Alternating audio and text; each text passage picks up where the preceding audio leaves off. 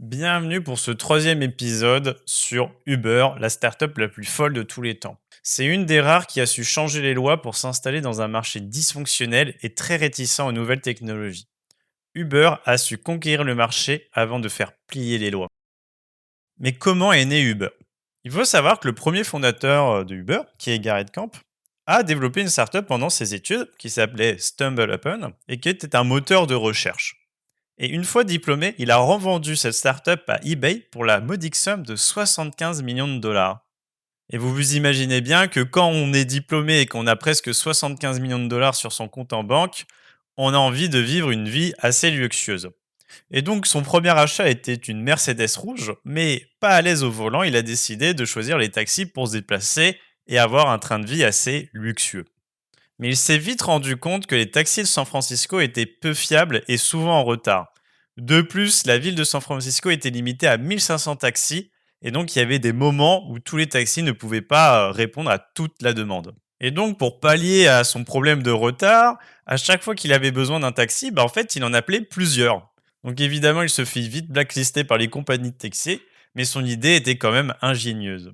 Et c'est pendant ses recherches de chauffeurs privés qui découvrit les chauffeurs illégaux qui stationnaient généralement devant les hôtels ou les aéroports. Et donc leurs voitures étaient propres, les chauffeurs étaient amicaux et c'était en effet dommage que la société ne pouvait pas les utiliser légalement. Mais lui, il s'en ficha et en fait, il récoltait les numéros de téléphone de ses chauffeurs et quand il en avait besoin, il les appelait tout simplement. Et à un moment, Garrett se rappela qu'il avait regardé le film Casino Royale au cinéma. Dans une des scènes, il y a un James Bond qui conduit sa voiture et utilise son téléphone pour lui indiquer la direction, un GPS. Mais en plus de ça, il y avait la vitesse moyenne ainsi que la distance parcourue. Et c'est donc en se rappelant d'avoir vu ce film que Garrett voulait une application qui permettait aux utilisateurs de commander un chauffeur privé directement depuis leur téléphone. Et son idée de base, c'était tout simplement d'acheter des voitures et de faire la gestion de sa flotte de voitures par l'application. Et donc il donna comme premier nom à cette application UberCab. Garrett assista à une conférence, le Web 08, en décembre 2008 à Paris.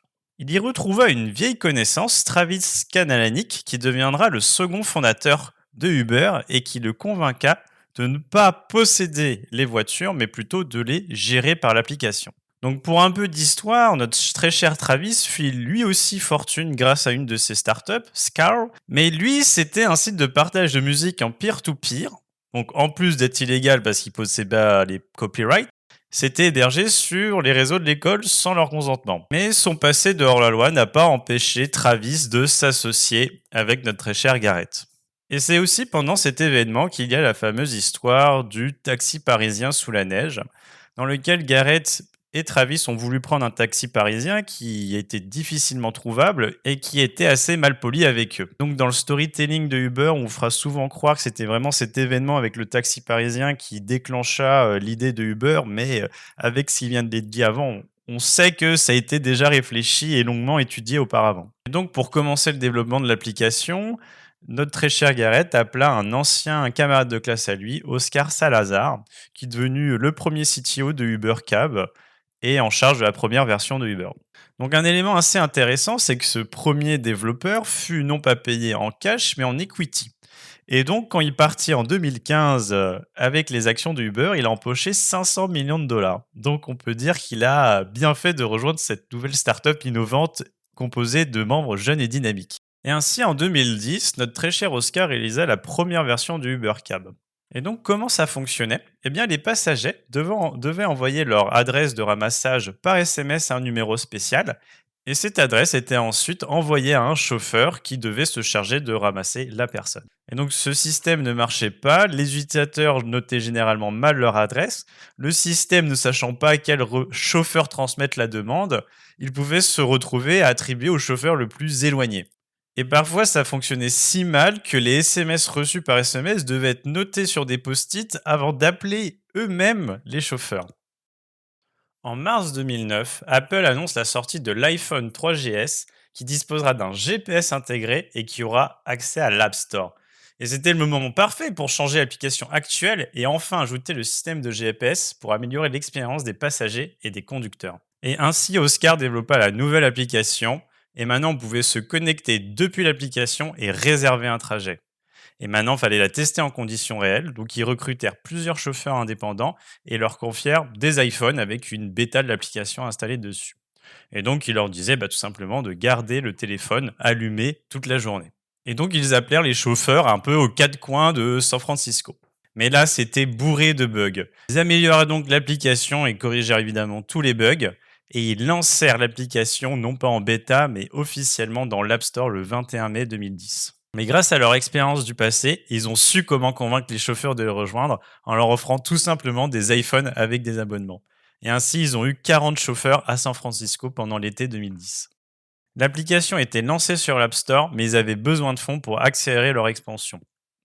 Ce qu'il faut savoir, c'est que les deux premiers fondateurs, donc Garrett et Travis, ne voulaient pas se mettre à temps plein sur le projet. Donc ils ont décidé de recruter un CEO, et pas par n'importe quelle manière. En effet, Travis a fait un tweet en disant qu'il recherchait un CEO pour évidemment une startup disruptive. Et c'est ainsi que le premier CEO de Uber fut recruté, Ryan Graves. Mais donc là, il faut s'imaginer la situation. Donc, ils ont une équipe composée de Garrett, un fondateur qui veut absolument pas passer sa vie sur ce projet, Travis, qui se considérait comme un méga advisor et qui était surtout connu pour son application avec violation de droits d'auteur, Oscar, le développeur à mi-temps qui détenait des pourcentages de l'entreprise, et Ryan, un CEO qui a été recruté sur Twitter. Mais la belle équipe a quand même réussi à lever 450 000 dollars pour 9% des parts de l'entreprise grâce à l'aide de Bill Gurley, qui était un investisseur qui voulait révolutionner le marché des taxis. Mais évidemment, Uber, à force de recruter des chauffeurs et de faire de plus en plus de trajets, était de plus en plus connu. Malheureusement, cette réputation attira l'œil de l'agence des transports de San Francisco et cette organisation demanda tout simplement à UberCap d'arrêter leur activité et s'ils ne le faisaient pas, ils auraient une amende de 5 000 dollars par course réalisée et le CEO actuel encourait 90 jours de prison pour chaque jour où l'entreprise restait en activité après la réception de la lettre.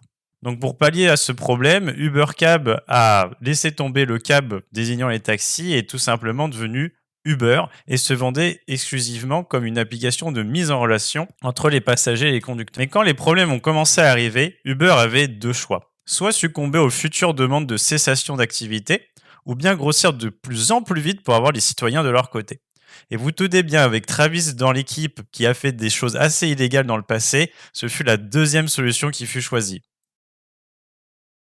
Mais pour gagner du temps, Uber a utilisé plusieurs techniques pour échapper aux lois. Lorsque les autorités locales les menaçaient, Uber envoyait des alertes aux utilisateurs de l'application avec un bouton pour signer facilement une pétition soutenant Uber.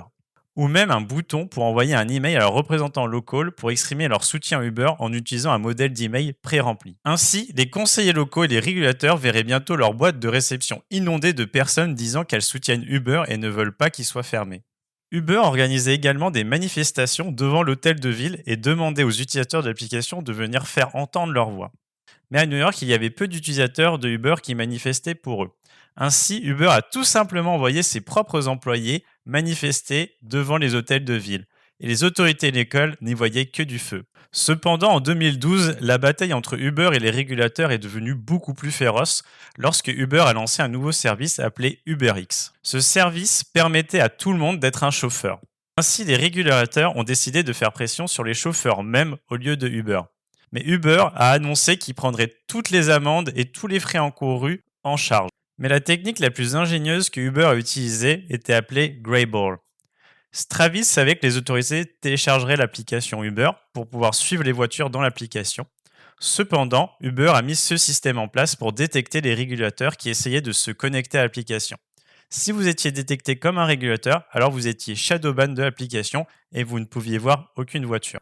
Pour ce faire, ils ont utilisé les données de localisation pour savoir si les utilisateurs avaient téléchargé ou utilisé Uber à partir de certaines zones comme un poste de police ou des bureaux gouvernementaux. Uber pouvait alors vérifier les données personnelles de ce compte en utilisant les réseaux sociaux. Les autorités pensaient simplement que les gens suivaient leurs avertissements et ne conduisaient pas pour Uber, alors qu'en réalité, ils voyaient une fausse carte avec toutes les voitures cachées. Évidemment, Uber a gardé cette opération très secrète. Et il a fallu 5 ans aux autorités pour découvrir cette astuce. Mais le temps que les autorités locales découvrent cette supercherie, Uber était déjà opérationnel légalement dans la plupart des grandes villes et était trop populaire pour être fermé. Toutes les astuces précédentes ont permis de faire gagner du temps à Uber, mais il fallait utiliser ce temps précieusement. Alors Uber a acheté des milliers d'iPhone en gros à un prix réduit. Ils les ont ensuite distribués aux conducteurs avec le logiciel Uber déjà de préinstallé et ils leur ont également offert des primes en espèces pour effectuer un certain nombre de trajets par semaine, ce qui a immédiatement amené beaucoup de nouveaux conducteurs sur leur réseau très rapidement. Ensuite, pour attirer de nouveaux utilisateurs, Uber a proposé de donner le premier trajet complètement gratuit et le deuxième, troisième trajet à un prix réduit pour les encourager le service à nouveau. L'hypothèse étant que si quelqu'un avait essayé le service plusieurs fois, il en verrait la valeur et serait prêt à payer le prix fort. Bien que cette stratégie était très coûteuse, elle a porté ses fruits car de nombreuses personnes ont commencé à utiliser exclusivement Uber au lieu des taxis normaux. Pour encore accélérer leur croissance, Uber devait s'implémenter dans le plus de villes possible et de plus en plus vite. Après avoir été établi dans 3 villes, Uber a pu définir un mode d'emploi sur comment se développer dans une ville. La méthodologie était relativement simple. La première étape était d'entrer sur le marché comme un taureau dans un saloon. On ne demande l'avis de personne. Ensuite, il fallait rassembler une équipe de gagnants composée d'un hustler qui s'occupe de la croissance, d'un hacker pour recruter de nouveaux chauffeurs et d'un hipster pour attirer de nouveaux passagers. L'étape 3 consistait à créer une attente chez les habitants de la ville via des campagnes de publicité, par des affichages ou bien par l'utilisation de Twitter. L'étape 4 était de repérer les influenceurs locaux de chaque ville. L'étape 5 consistait à recruter agressivement des conducteurs. Pour les chauffeurs existants, ils leur offraient des primes et des iPhones. Et pour ceux qui n'avaient pas encore de véhicule, ils créèrent le programme UberX, qui permettait même à ceux ayant un score de crédit bas d'acquérir une voiture. L'étape 6 consistait à organiser une soirée de lancement avec tous les influenceurs locaux et le maximum de chauffeurs possible. Et la dernière étape était d'obtenir de l'influence politique pour maintenir Uber dans la ville. Une fois que Uber avait le soutien du public, c'était facile de faire plier les lois. C'est avec cette méthodologie que Uber a pu s'implémenter dans les villes de plus en plus vite. Ils ouvrirent Paris, la 6e ville de Uber, en moins de 2 semaines. Ainsi, Uber est devenu populaire très rapidement, ce qui signifie qu'au moment où les autorités de la ville ont commencé à se demander ce que Uber faisait et si c'était même autorisé, ils avaient déjà une base d'utilisateurs actifs fidèles. Uber a commencé comme le fantasme d'un jeune riche entrepreneur et est aujourd'hui réalité. Dans ses premières années, Uber a su échapper aux règles et tromper les autorités locales, et c'est ce qui leur a permis de se développer si rapidement. Même si de nos jours, les applications rendant les emplois précaires comme Uber ou bien Deliveroo sont de plus en plus constantes. Si ce podcast vous a plu, n'hésitez pas à suivre Kumo sur Spotify, YouTube ou bien LinkedIn, ou bien vous pouvez nous suivre sur nos profils respectifs, Louis Thébault ou bien Joine Papin